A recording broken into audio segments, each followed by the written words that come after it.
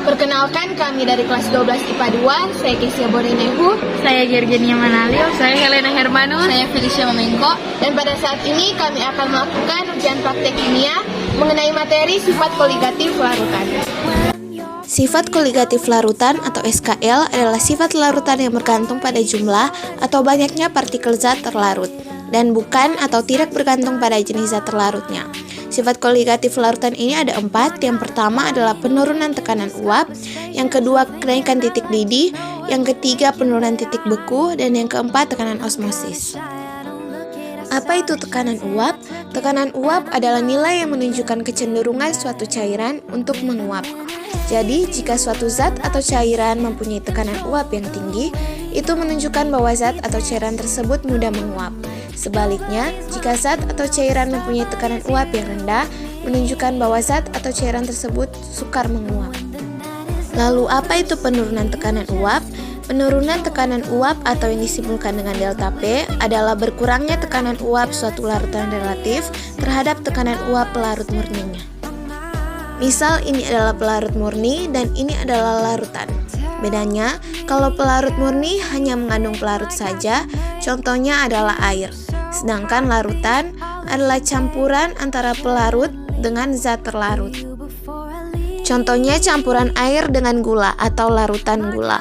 Manakah yang lebih mudah menguap, pelarut murni atau larutan? Nah, ternyata pelarut murni itu lebih mudah menguap dibandingkan dengan larutan. Artinya larutan sukar menguap. Kenapa? Karena adanya zat terlarut akan menutup sebagian permukaannya. Nah, ingat, cairan yang mudah menguap memiliki tekanan uap yang lebih tinggi dibandingkan dengan cairan yang sukar menguap. Artinya, tekanan uap pelarut murni lebih besar dibandingkan tekanan uap larutan. Nah, untuk mengetahui besar penurunannya atau delta P, berarti sama dengan P0 dikurang P.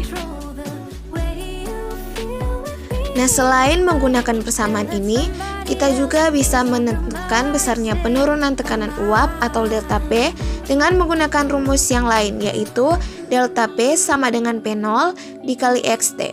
Rumus ini merupakan pengembangan dari persamaan sebelumnya, yaitu delta sama dengan P0 dikurang P. Kemudian, jika yang ditanya adalah tekanan uap larutan, kita bisa langsung menggunakan rumus P sama dengan P0 dikali XP. Rumusnya hampir sama. P adalah tekanan uap larutan, P0 adalah tekanan uap jenuh pelarut, kemudian X adalah salah satu konsentrasi larutan yaitu fraksi mol, berarti kalau XP adalah fraksi mol zat terlarut, sedangkan XP adalah fraksi molnya pelarut. Nah, untuk mencari X, berbeda antara fraksi mol larutan non-elektrolit dan larutan elektrolit. Jadi, untuk larutan non-elektrolit, persamaan ini kita jabarkan menjadi delta P sama dengan P0 dikali mol zat terlarut, total, atau mol zat terlarut ditambah dengan mol pelarut. Begitupun halnya dengan persamaan ini, bisa kita jabarkan menjadi P sama dengan P0 dikali mol pelarut karena dia fraksi mol pelarut dibagi dengan mol campuran atau larutan, yaitu NP ditambah N kali T kali A. Jadi N adalah jumlah mol. Bagaimana dengan larutan elektrolit? Untuk larutan elektrolit, penjabaran dari rumus ini menjadi delta P sama dengan P0 dikali mol zat terlarut, kemudian dibagi dengan mol zat terlarut dikali I, ditambah dengan mol pelarut. Sedangkan untuk mencari tekanan uap larutan elektrolit, rumusnya bisa kita jabarkan menjadi P sama dengan P0 dikali NT per NP ditambah NT dikali I. Apa itu I? I adalah faktor Van Hoff. Faktor Van Hoff bisa kita cari dengan menggunakan rumus I sama dengan 1 ditambah N kurang 1 dikali alfa. N di sini adalah jumlah ion, sedangkan alfa adalah derajat ionisasi. Nah, untuk larutan elektrolit kuat, karena derajat ionisasinya sama dengan 1, maka nilai faktor Van Hoff-nya adalah sama dengan N atau jumlah ion. Jadi ini rumus untuk mencari delta P dan P larutan non-elektrolit. Lalu ini rumus untuk mencari delta P dan P untuk larutan elektrolit.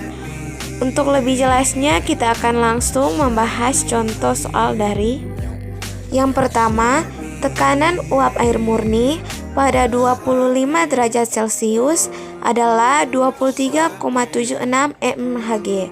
Jika ke dalam 90 gram air dengan MR18 dilarutkan 18 gram glukosa dengan MR180, maka penurunan tekanan uap larutan adalah diketahui P0 sama dengan 23,76 mmHg. Kemudian gram pelarut sama dengan 90 gram. MR pelarut sama dengan 18, gram zat terlarut sama dengan 18 gram, serta MR dari zat terlarut sama dengan 180. Berarti yang ditanya adalah delta P. Karena larutan glukosa adalah larutan non-elektrolit, berarti delta P sama dengan P0 dikali mol zat terlarut per mol zat terlarut ditambah mol pelarut. Kita masukkan datanya, diketahui P0-nya sama dengan 23,76. Ingat, mol sama dengan gram per mr. Oleh karena itu, jika yang ditanyakan adalah mol zat terlarut, maka 18 per 180 dibagi dengan 18 per 180 ditambah mol zat pelarutnya yaitu 90 per 18. Kemudian kita sederhanakan, 18 dibagi 180 jadi 1 per 10. 18 dibagi 180 yaitu 1 per 10 ditambah 90 dibagi 18 yaitu 50. Jadinya 23,76 dikali 1 per 10 dibagi 1 per 10 ditambah 5 per 10 sehingga menghasilkan 0,47 mmHg. Jadi penurunan tekanan uap larutannya adalah 0,47 mmHg. Yang kedua yaitu tekanan uap murni pada suhu 30 derajat Celcius adalah 31,8 mmHg.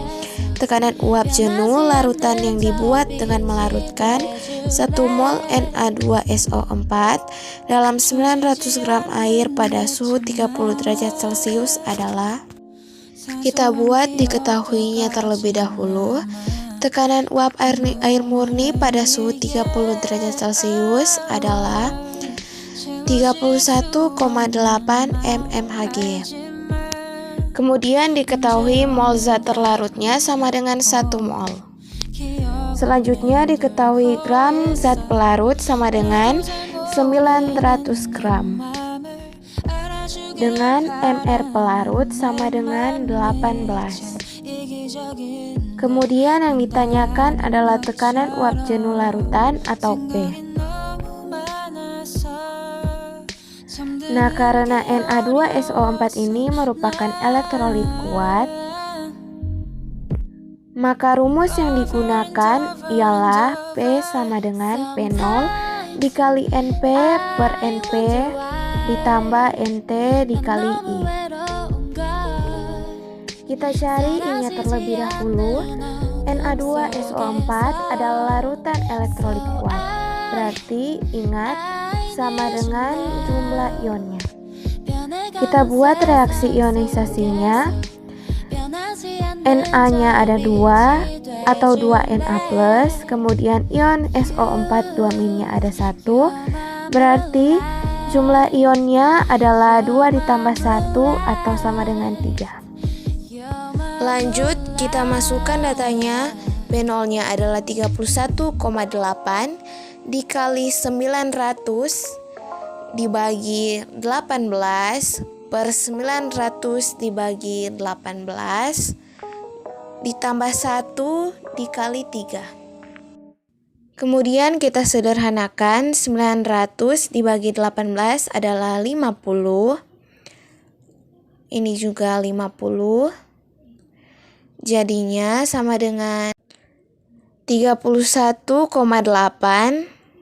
dikali 50 per 53. 31,8 dan 53 sama-sama kita bagi 53. 53 dibagi 53 adalah 1.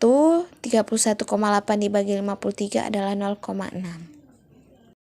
Sehingga hasil akhirnya didapati 0,6 kali 50 atau 30 mmHg. Jadi tekanan uap jenuh pada larutan ialah 30 mmHg. 네가 그 작품이라면